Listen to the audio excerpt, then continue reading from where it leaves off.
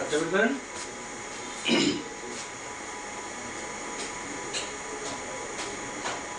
হাত মুট।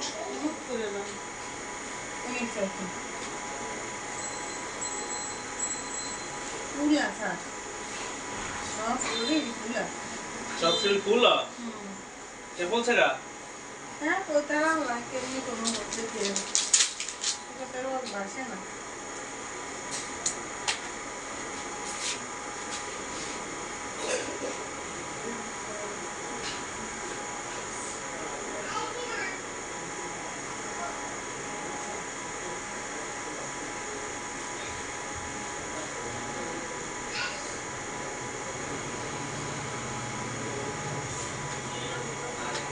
হাতটা বাস করেন, বাস করেন, হ্যাঁ বাস করে দেন।